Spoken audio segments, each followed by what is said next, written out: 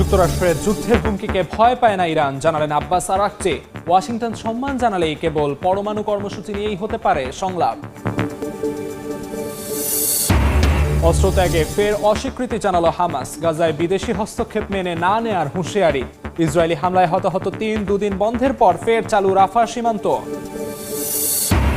Ukraine যুদ্ধ বন্ধে যুক্তরাষ্ট্রে আলোচনায় বসার প্রস্তাবে এখনও সাড়া দেয়নি রাশিয়া। সংলাপ চলাকালে বিদ্যুৎ অবকাঠামোয় হামলা না চালানোর আহ্বান ট্রাম্পের। আন্তর্জাতিক সময়ের সঙ্গে আছি আমি আমিরুল ইসলাম আলিফ। ওয়াশিংটনের যুদ্ধের হুমকিকে তেহরান ভয় পায় না বলে জানিয়েছেন ইরানের পররাষ্ট্রমন্ত্রী আব্বাস আরাকচি। সেই সঙ্গে যুক্তরাষ্ট্রের সঙ্গে ইরান কেবল পরমাণু কর্মসূচি নিয়েই আলোচনা করতে প্রস্তুত বলে জানান তিনি। এদিকে ওয়াশিংটনকে তেহরানের প্রতি সম্মান দেখানোর আহ্বান জানিয়েছেন ইরানের প্রেসিডেন্ট মাসুদ পেজেশকিয়ান। বলেন, ইরানের সার্বভৌমত্বকে সম্মান জানালে তবেই সংলাপের পথ খোলা থাকবে। এর মধ্যেই ওমানের মধ্যস্থতায় আগামী সপ্তাহে দুদেশের মধ্যে পরমাণু ইস্যুতে আরেক দফা আলোচনার প্রস্তুতি চলছে বলে জানা গেছে। ওয়াশিংটনের সঙ্গে পরমাণু আলোচনায় আগ্রহী তেহরান, তবে সামরিক চাপ মানতে নারাজ। স্থানীয় সময় রোববার সামাজিক মাধ্যম এক্সে দেয়া এক পোস্টে ইরানের প্রেসিডেন্ট মাসুদ পেজেশকিয়ান বলেন, যুক্তরাষ্ট্রকে অবশ্যই ইরানের প্রতি সম্মান দেখাতে হবে। শক্তির ভাষা ইরান মেনে নেবে না, তবে সংলাপের পথ খোলা রাখতে চায় তেহরান। যুক্তরাষ্ট্রের সঙ্গে আলোচনায় নিজেদের ইউরেনিয়াম সমৃদ্ধকরণ বন্ধের বিষয়টি মেনে নেবে না বলে জানিয়েছেন ইরানের পররাষ্ট্রমন্ত্রী আব্বাস আরাকচি। বলেন, ইরান কেবল পরমাণু কর্মসূচি নিয়েই আলোচনা করতে প্রস্তুত। তেহরান ইউরেনিয়াম সমৃদ্ধকরণ থেকে সরে দাঁড়াবে না বলেও স্পষ্ট করেন তিনি। আরাকচির দাবি, যুক্তরাষ্ট্র বা অন্য কোনো শক্তির ইরানের সক্ষমতা নির্ধারণ করার অধিকার নেই। এদিকে যুক্তরাষ্ট্রের সামরিক সমাবেশকে ঘিরে হুঁশিয়ারি দিয়েছেন ইরানের শীর্ষ সেনা কমান্ডার আব্দুল রহিম মুসাভি। তার বক্তব্য, ইরানের ওপর হামলা হলে পুরো অঞ্চল যুদ্ধে জড়িয়ে পড়বে, যার দায় বহন করতে হবে যুক্তরাষ্ট্র ও ইসরায়েলকে। একই সঙ্গে তিনি বলেন, ইরান আঞ্চলিক যুদ্ধ চায় না, যদিও দীর্ঘমেয়াদী সংঘাতের জন্য প্রস্তুত তারা। ইউক্রেন যুদ্ধ বন্ধে শান্তি আলোচনায় চাপ দিচ্ছে যুক্তরাষ্ট্র। এরই মধ্যে ফ্লোরিডায় ত্রিপক্ষীয় আলোচনার প্রস্তাবও দিয়েছে দেশটি। সংলাপ চলাকালে বিদ্যুৎ অবকাঠামোয় হামলা না চালানোর আহ্বান জানিয়েছে ট্রাম্প প্রশাসন। তবে এ বিষয়ে এখনও সাড়া দেয়নি রাশিয়া। যুদ্ধবন্ধের প্রচেষ্টার মধ্যেও ইউক্রেনে রুশ বাহিনীর হামলায় অন্তত 4 জন নিহত হয়েছেন, আহত হয়েছেন 31 জন। এদিকে মস্কোয় রুশ জেনারেলকে গুলির ঘটনায় সন্দেহভাজন এক ব্যক্তিকে দুবাইয়ে আটক করা হয়েছে।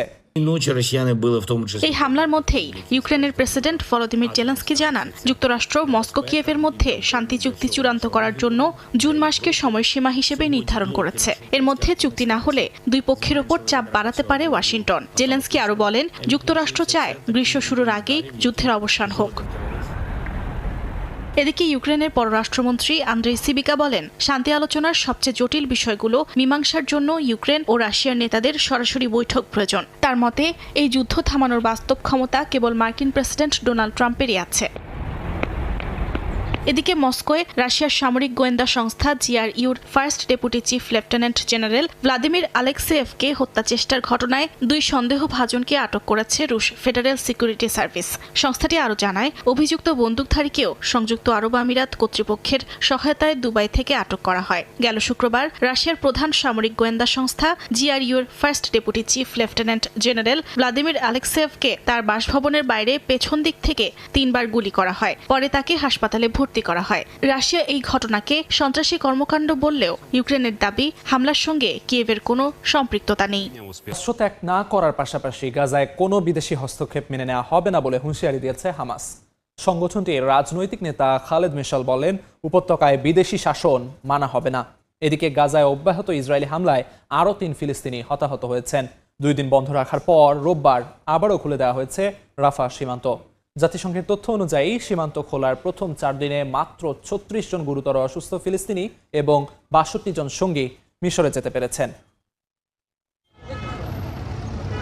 স্থানীয় সময় রোববার আবারও ইসরায়েলি সেনাদের হামলার শিকার হন নিরীহ ফিলিস্তিনিরা। উপত্যকার বেইত লাহিয়ায় হামলা চালায় দখলদাররা, এতে হতাহতের ঘটনা ঘটে।